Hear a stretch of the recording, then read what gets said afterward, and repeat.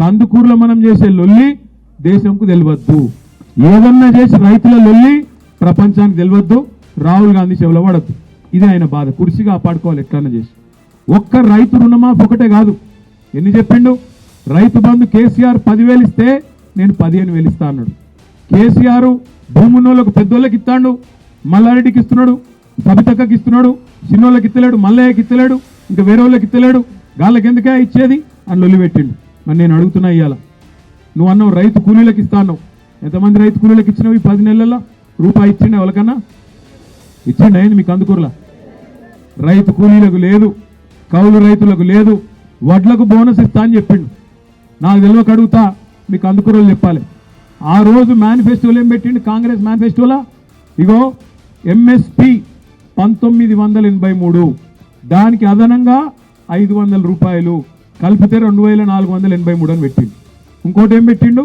MSP 2183, దానికి అదనంగా 500 అని పెట్టిండు. నాకు తెలియక అడుగుతా, 1983 ఏం పట్లది బోనస్? దొడ్డదే కదా. బోనస్ అని 500 అని చెప్పి 1983 అని పెట్టిందేమో మేనిఫెస్టోలో దొడ్ల ఓట్ల కోసం. ఇలా బోనస్ ఎవరికి ఇస్తా అంటుండు? సన్న ఓట్లకి ఇస్తా అంటుండు. ఇంతకంటే మోసం ఉంటుందా? అటు రైతులను బోనస్ పేరు మీద బోగస్ మాటలు చెప్పి మోసం చేసిండు. రుణమాఫీ అన్నాడు, మోసం చేసిండు. రైతు బంధు పెంచుతా అన్నాడు, ఉన్న రైతు బంధుకే దిక్కు లేదు. ఇప్పుడే శేఖర్ రెడ్డి అన్న చెప్పిండు, జంగన్న చెప్పిండు, ఇగో మా రామరెడ్డి అన్న చెప్పిండు, ఆ వెంకటమ్మ తల్లి ఆమె చెప్పింది, ఇంకా చాలా మంది చెప్పింది. ఉన్నది పోయింది, ఇక అన్ని పోయినాయి. అన్న వస్త్రం కోసం పోతే ఉన్న వస్త్రం పోయినట్టు మొత్తానికి అటు కాకుండా ఇటు కాకుండా ఇటు కాకుండా పోయింది మా పరిస్థితి అని బాధపడే పరిస్థితి వచ్చింది. ఏది చేసినా అడ్డంపడి శనీశ్వరులాగా, శని కాలకే మూటలాగా ప్రభుత్వం ఏ కార్యక్రమం చేసినా రైతు రుణమాఫీ చేసినవే. 25 రోజుల్లో 18,000 కోట్ల రూపాయలు 22,22,663 మంది రైతులకు 2 లక్షల అప్పున్న ప్రతి రైతుకు మాఫీ చేసిన నేను. దాన్ని సంపూర్ణంగా బట్టి విక్రమార్క గారు సహకరించిన అన్ని దిక్కులో ఉన్న రూపాయి బిగబట్టి 18,000 కోట్ల రూపాయలు వాళ్ళ ఖాతాలు వేసిన. 2 లక్షల పైన ఉన్న వాళ్ళకి ఆ పైన మీరు కట్ట మిగతా ఇస్తామని చెప్పినాం. రైతు రుణమాఫీ జరగలేదని ఇలా దిక్కుమాల నోటి దీక్ష పెట్టింది. ఇక ఏమనాలి చెప్పు. 10 ఏళ్ళల్లో మీరు ₹1,00,000 రుణమాఫీ చేస్తామని ఎప్పుడు చేయలే. 2018 నుంచి 2023 వరకు వాళ్ళు 5 ఏళ్లలో చేసిన రుణమాఫీ 11,000 కోట్లు.